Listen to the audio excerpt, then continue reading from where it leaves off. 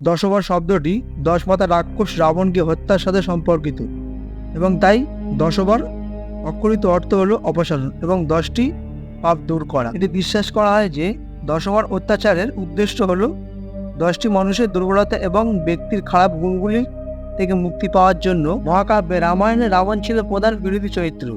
ভগবান কুবের, বিভীষণ, কুম্ভকর্ণ, রাজা খরা, ভূষণ, রাজা আয়ুর্বাণ, কুম্ভনী এবং সুপর্ণখা নামে তার 6 ভাই ও 2 বোন ছিল।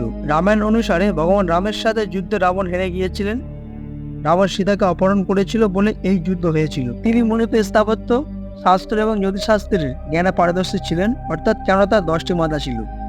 তিনি তন্ত্রশাস্ত্র এবং রাবণ সংহিতা নামে একটি জ্যোতিষশাস্ত্রের বই লিখেছিলেন, যা জ্যোতিষশাস্ত্রের সেরা বই ছিল। এই কারণে তিনি খুব অতিরিক্ত আত্মবিশ্বাসী এবং অহংকারী ছিলেন, কিন্তু অবশেষে তিনি ভগবান রামের হাতে নিহত হন। রাবণের সম্পর্কে 10টি আশ্চর্যজনক এবং আকর্ষণীয় তথ্য।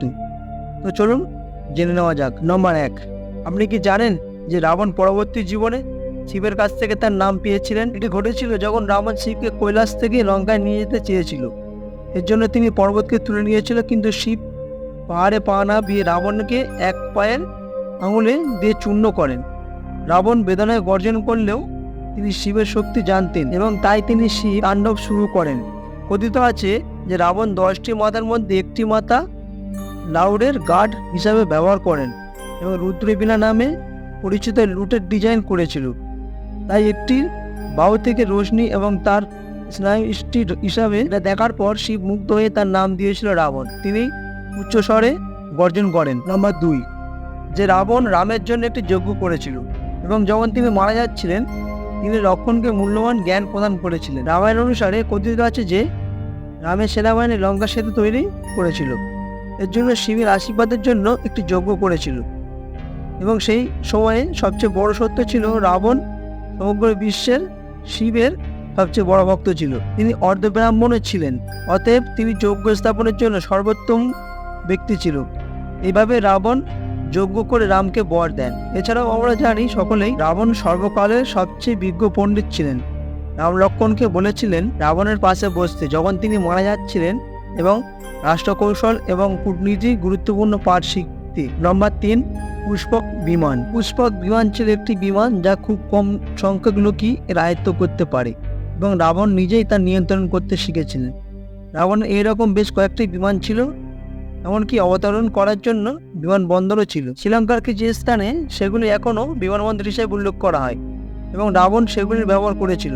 এছাড়াও রাবণ একজন অসাধারণ বীণাবাদক ছিলেন, কারণ এটি বিশ্বাস করা হয় যে সঙ্গীতের একটি গভীর আগ্রহ ছিল তার। নম্বর 4, রাবণ অত্যন্ত গতিসম্পন্ন একজন মানুষ ছিলেন। তিনি যে কারোর চেয়ে দূরত্ব হওয়ার কৌশল আয়ত্ত করেছিলেন। এভাবে ধরার সমস্ত প্রচেষ্টা এড়াতে পারতেন। তিনি এত শক্তিশালী ছিলেন যে তিনি গ্রহের প্রান্তিক কোণ পরিবর্তন করতে পারেন। যেমন তার পুত্র মেঘনাদ জন্মের সময় রাবণ গ্রহগুলিকে সন্তানের 11তম ঘরে থাকার নির্দেশ দিয়েছিল, কিন্তু শনি তা অস্বীকার করেছিল এবং 12তম ঘরে অবস্থান করেছিল। শনিদেবের এই আচরণে রাবণ তাকে বন্দী করেছিলেন। নম্বর 5, আপনি কি জানেন যে কুম্ভকর্ণ এবং রাবণ বিষ্ণুর দ্বাররক্ষকের অবতার ছিলেন? জয়া এবং বিজয়া ছিলেন স্বর্গের আবাস বৈকুণ্ঠ ভগবান বিষ্ণুর দ্বাররক্ষক বা দ্বারপাল। একবার ভগবান ব্রহ্মা 4 কুমার বৈকুণ্ঠ ভগবান বিষ্ণুকে দেখতে যান। এই 4টি কুমার ব্রহ্মচার্যের পথ বেছে নেয় এবং তাদের দিব্য পিতাকে অনুরোধ করেছিল যেন তারা চিরকাল 5 বছর বয়সে থাকে।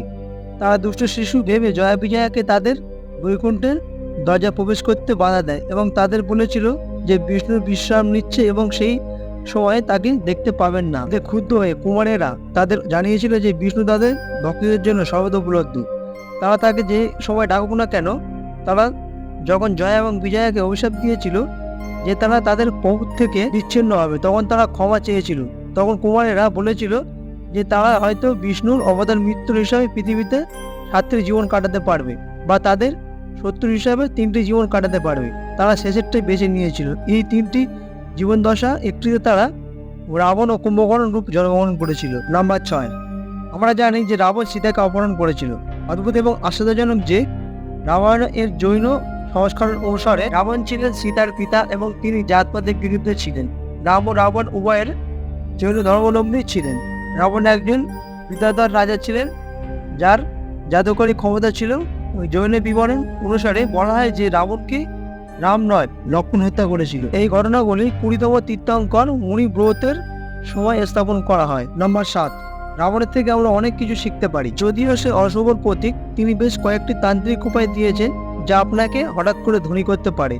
অর্থাৎ যে কোনো শুভ দিনে খুব ভোরবেলা ঘুম থেকে উঠুন, সকালে রুটিন করুন এবং তারপর পবিত্র নদীর বা জলাশয়ে পরিদর্শন করুন। একটি গাছের নিচে একটি শান্ত এবং নির্জন জায়গার সন্ধান করুন এবং একটি চামড়ার আসন নিয়ে বিছিয়ে নিন।